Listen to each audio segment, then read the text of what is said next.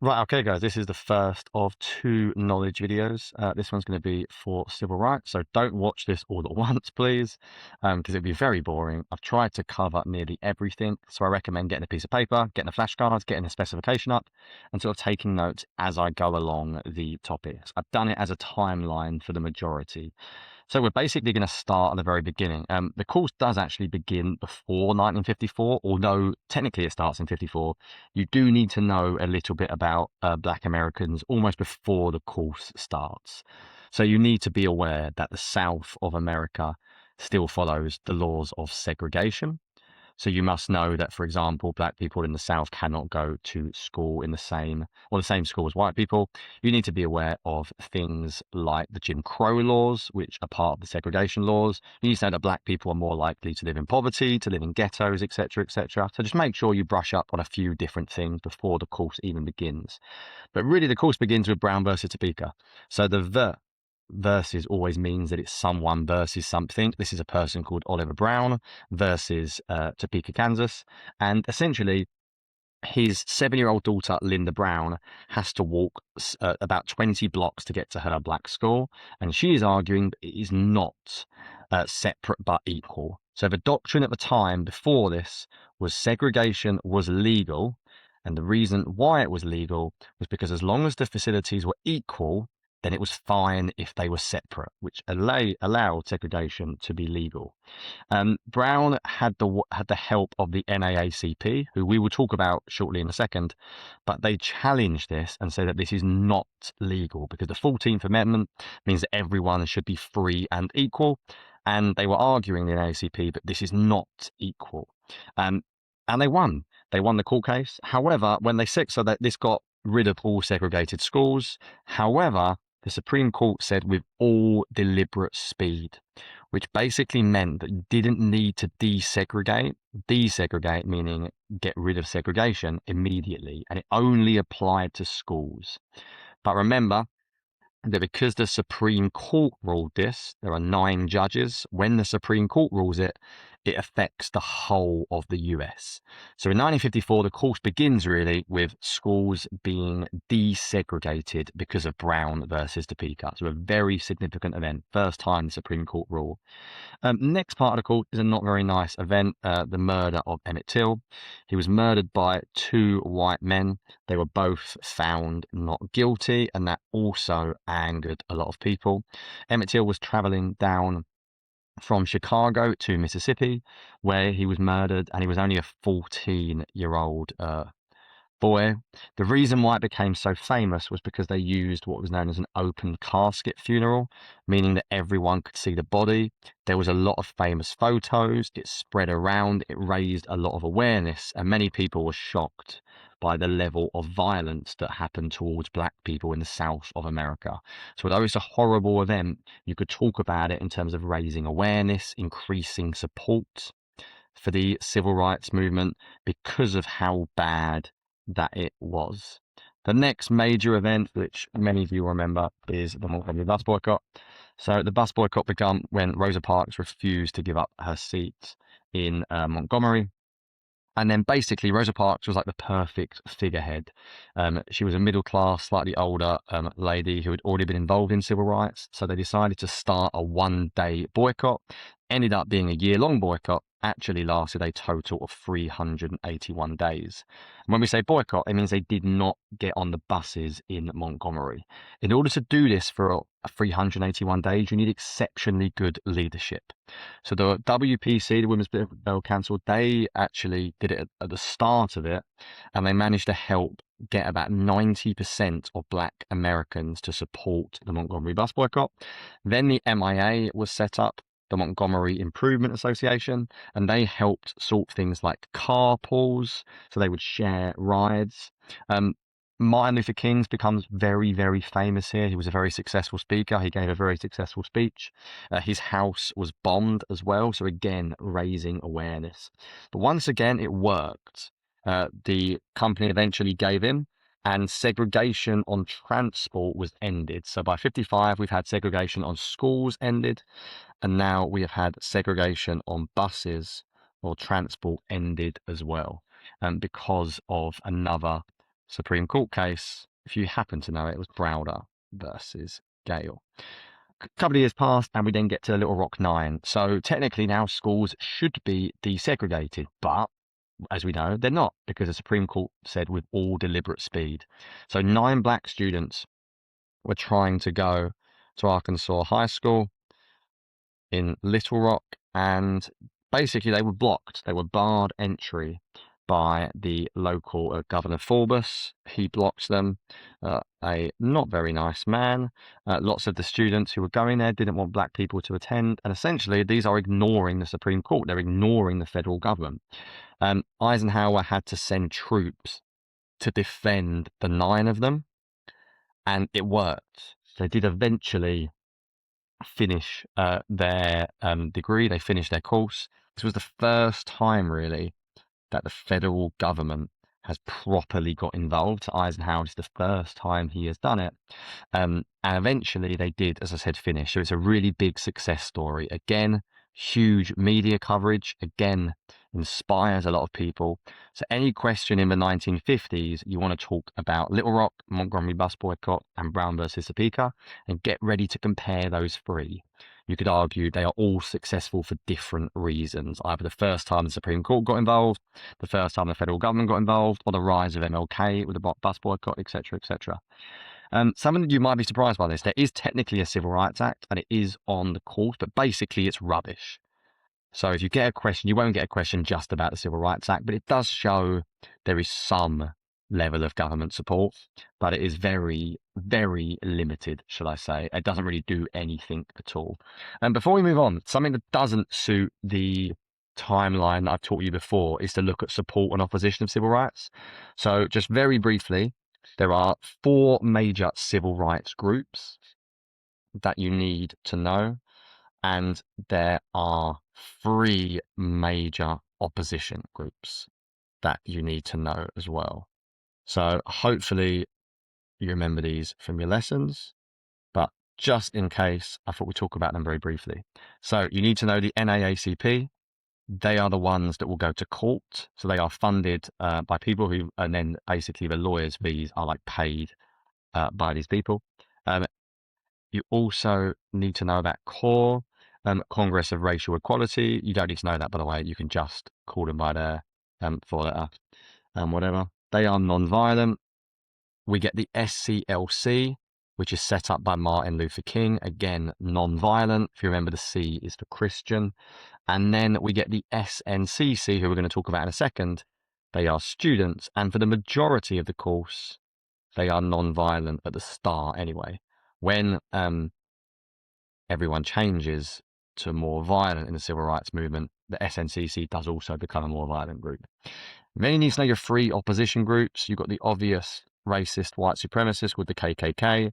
They call themselves WASPs, White Anglo-Saxon Protestants. They carry out a lot of lynchings, also basically hanging of black people. The key thing about the KKK is the white cloaks or whatever, which means they are anonymous. So it means there are politicians, there are judges, there are members of the police that are all in the KKK, and they are a very, very violent group. So we don't really know exactly who is in them. The other groups you need to know are the White Citizens Council. I'm just going to write WCC, but White Citizens Council. They are more middle class, and they are not openly violent like the KKK, but they will protest. For example, they were set up after Brown versus Topeka to argue against desegregation of schools. They will also have like control of businesses. So if a member of a WCC is your boss, they might sack black workers. They might refuse to give them a mortgage. They might refuse to give them a business loan. They can sort of be anti-civil rights in very nasty economic ways.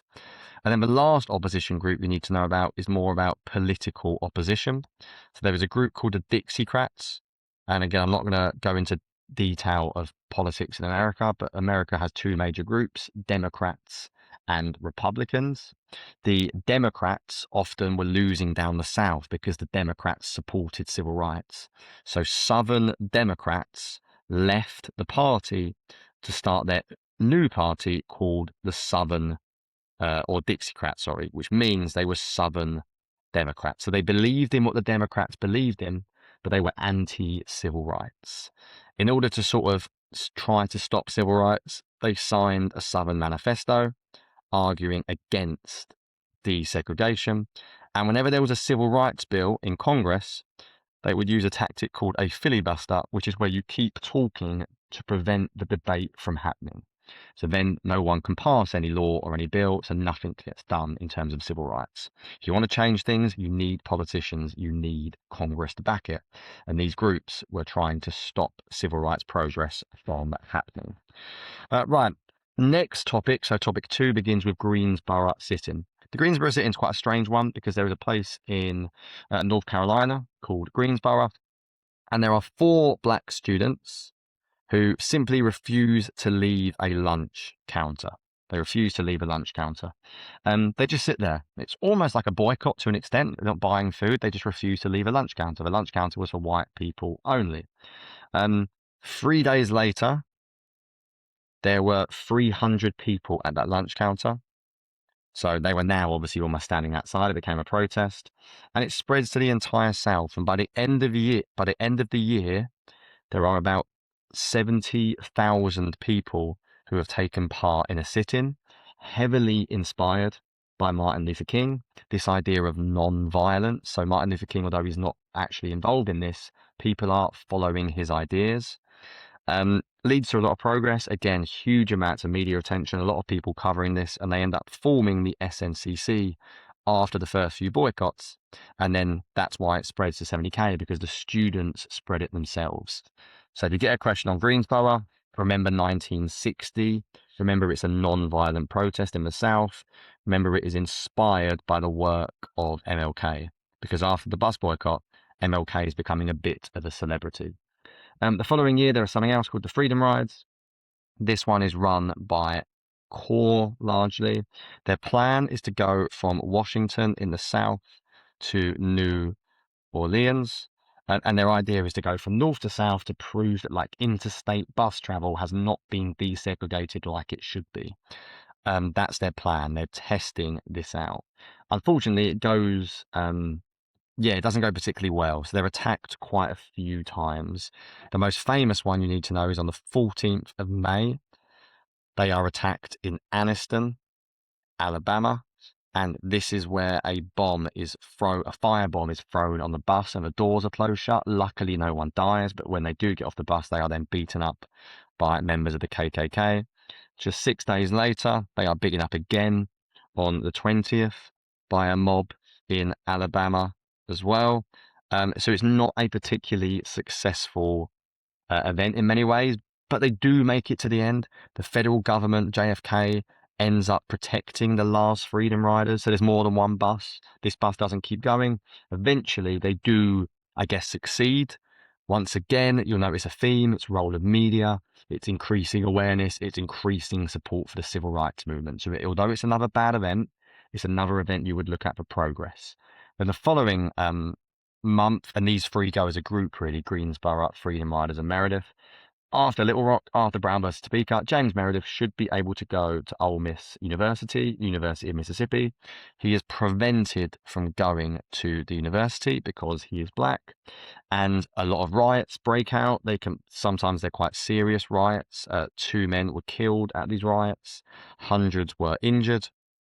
Once again, just like Little Rock, the federal government, this time it's JFK, not Eisenhower, he intervenes.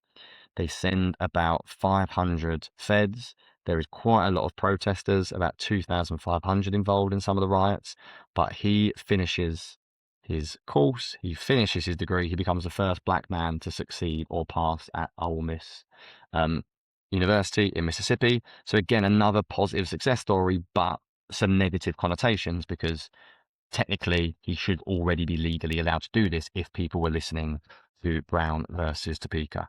But next one is Birmingham, which is annoying on the next page. Birmingham is also nicknamed as Bombingham. So it's where there's a lot of bombs towards black churches. It's not a very nice place if you are a black person to live. No surprise, it's in Alabama.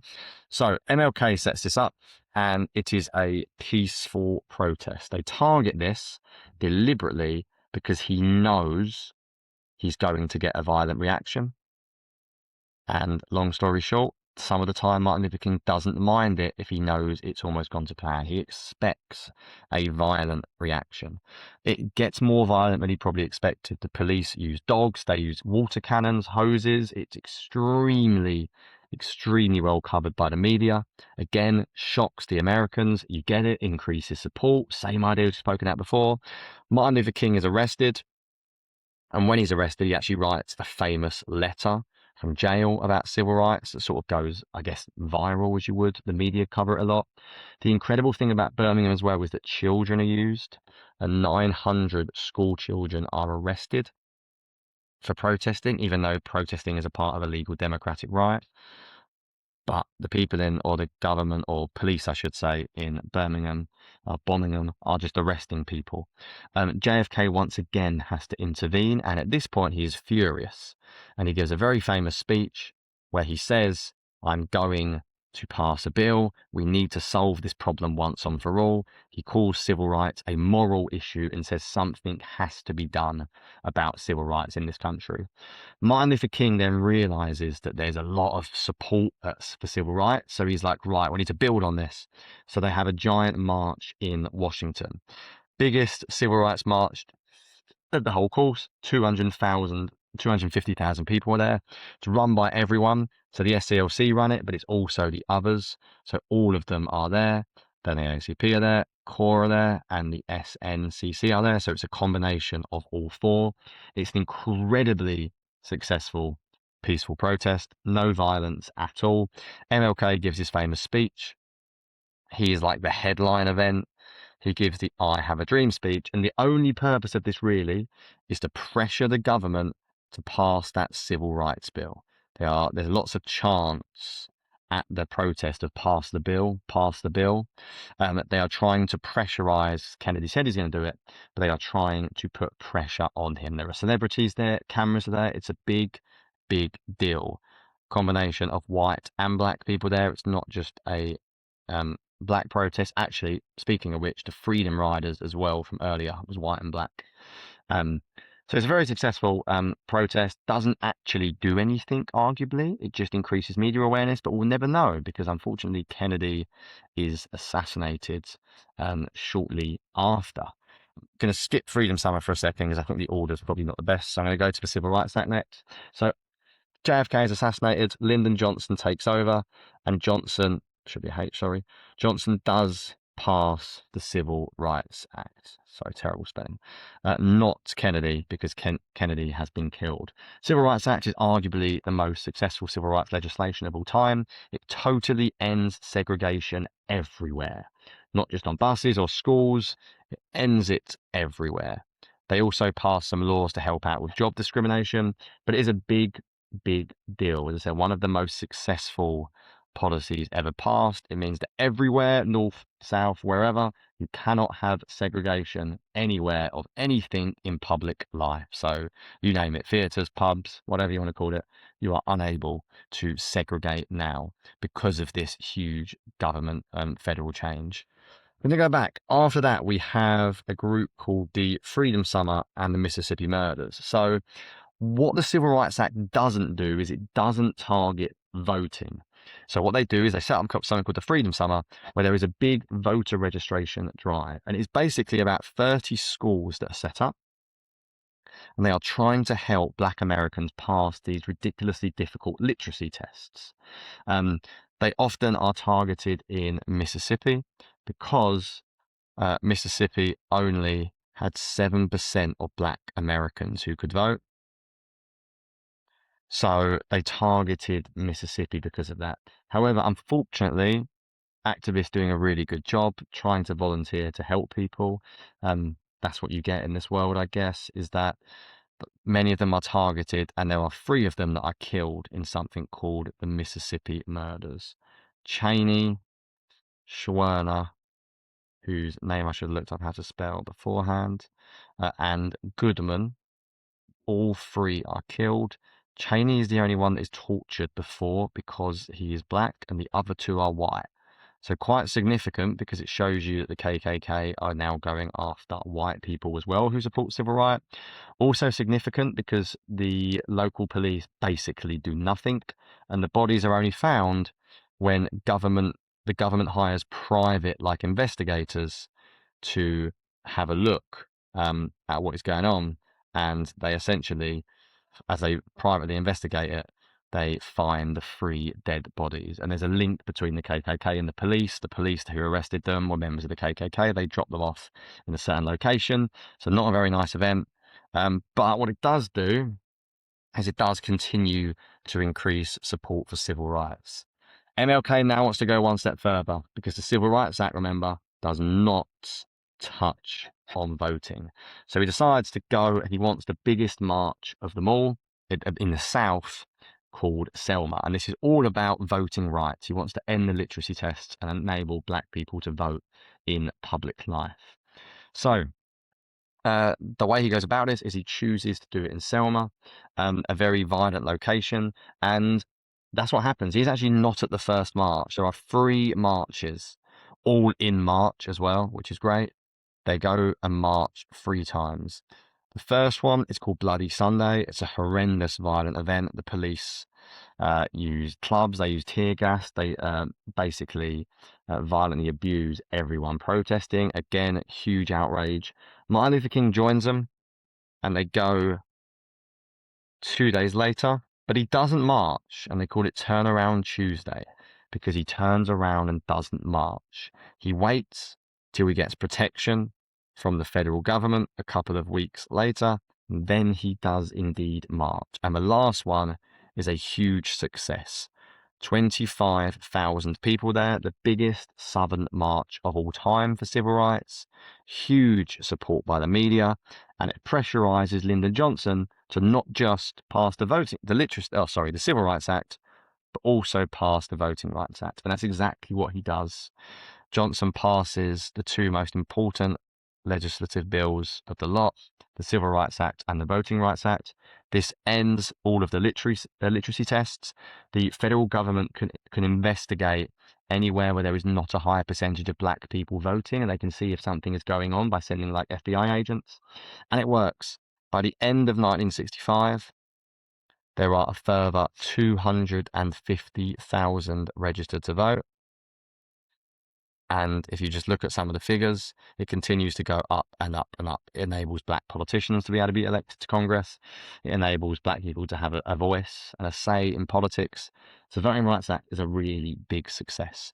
Now, I almost draw a line under the course here because this is where the role of the government ends. This is where the role of peaceful protest ends. If you think about it logically, we've now got a situation where civil rights people have been protesting for years and years and years for voting rights and for civil rights, and they have won. The government has made the changes. Problem is, government cannot fix racism because many Americans are racist, especially down the South, and they can't fix that. So black people start getting very angry, and we start seeing violence because they start thinking, well, there's no point trying to persuade the government to do anything because the government can't do anything else. So we see a lot of urban riots. Some of the most famous in 1965 are in Watts, LA. They are also in Chicago. They are in Newark. They are in Detroit. These are not just Southern locations. In fact, they are the opposite because people elsewhere in America are realizing that black people everywhere aren't treated well. Just because there's no segregation in Watts or Chicago doesn't mean that black people are treated well. So there's a huge amount of riots. Over the space of about 4 years, there's over 500 different riots. There's about 200 who die, civil rights activists, because of this, and they damage over $1 billion worth of property. Controversial because unlike the death of Emmett Till, where all white people will back them, a lot of people don't like this, they don't agree with it. It's often caused by police violence as well, police racism. Problem is, it shows the limit of government action. They are still having to protest because the government is not doing enough. And that's one of the issues that they face. This is weird because he's not got an exact spot on the course. So I'm going to talk about Malcolm X for a second because Malcolm X confuses people. So Malcolm X dies in 1965, by the way. He is got a very complex background and he believes in more violence, what we might refer to as any means necessary. Many people think Malcolm X is Black Power. He is not. Many people think Malcolm X is Black Power. He is not. What Malcolm X does is he inspires people who believe these ideas. So Malcolm X is not Black Power. He is not Black Panther, but he inspires people to believe in Black Power, which again is this idea of Black people standing up for themselves, of Black people celebrating Black culture. The phrase Black is beautiful is used a lot. It's about celebrating their African heritage. That's why he changes his surname from Little to X, because he says Little is his American name. He wants to be a nobody, go back to his old slave name. So he chooses the name Malcolm X. So when we get further on in the course, just remember, he's not Black Power, he is not Black Panthers, but he inspires them, all right?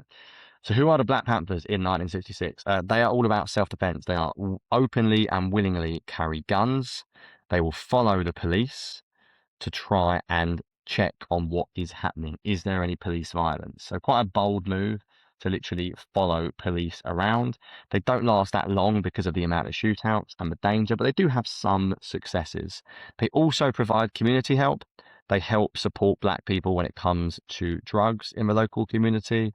They also set up free breakfast clubs, for example, in Chicago to give Black Americans who can't afford breakfast free breakfast. So it's not just a violent thing. It is about community help as well.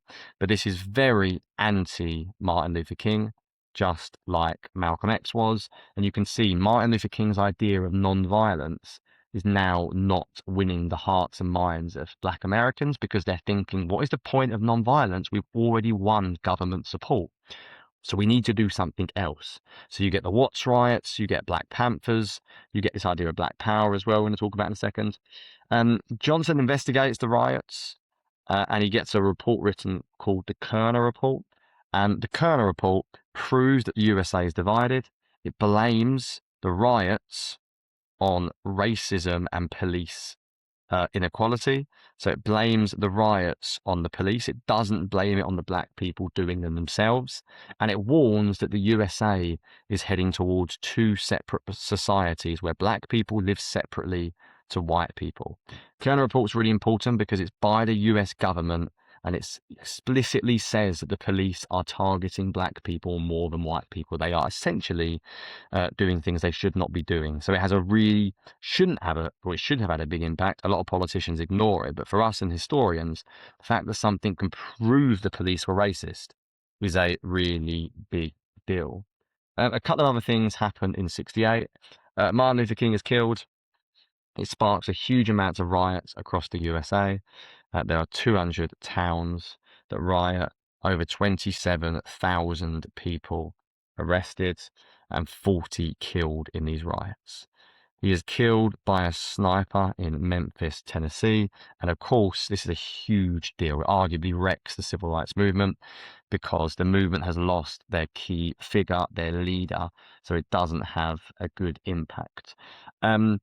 This isn't on the timeline, but I should mention it. Before Martin Luther King is killed, he does go up north in what's known as his Northern Campaign, goes to Chicago, and it shows that the way Martin Luther King does things isn't really working anymore because he fails in Chicago. Although he faces he gets some successes through, they're all very short term. He is now trying to focus on what Black Power and what Black Panther are all focusing on, which is no longer the government. The civil rights movement is now focusing on social issues, housing, poverty, food, money. They're trying to work on these kind of issues. And white people in Chicago aren't openly racist with a point as they will violently be like the KKK and just kill people. However, they don't want to pay more taxes. They don't want to give money to Black people. They don't want to provide loans for mortgages to Black people. So they're willing to listen to Martin Luther King, but not willing to do much else. Then in '68, we have a very, very famous moment. Tommy Smith and John Carlos, gold and, was it bronze or silver? One of the two.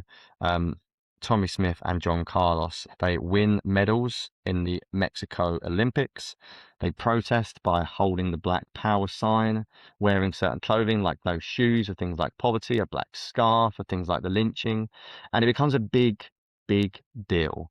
Huge global attention. They are booed and they are banned from ever competing again, which is a huge deal. And again, it's this kind of idea that Black Power is now more about social issues. There's a very famous quote from Tommy Smith who says something like, if white people don't like me, why would I want to run for them? So he's saying he's running for himself, not for his running for America. And again, it's a symbol of this new phase of, even though this is non-violent protest, it's inspired by things like Black Panther, Black Power. So it's a very, very important moment, I guess. Then the course ends quite abruptly. Basically, after MLK's death, the course sort of comes to an end. JFK has been killed. Robert Kennedy's been killed. John's brother, Malcolm X, is killed in 65. And by the end of the period, we have to look at 1975, when you sort of have to evaluate where we are, I guess. So the positives are, there is a lot of positives for black people by the end. They have won huge federal government successes. Think of the Civil Rights Act, think of the Voting Rights Act. These are big, big successes. There are 15 members of Congress that are black. So 15 black members of Congress who have been elected and able to serve in government, which again would have never happened before. There's been a huge end to segregation. So they've ended segregation in school, in everywhere, because of the Civil Rights Act. So there are some big successes. They are slightly better off. So they do have slightly more money. The poverty rate is lower.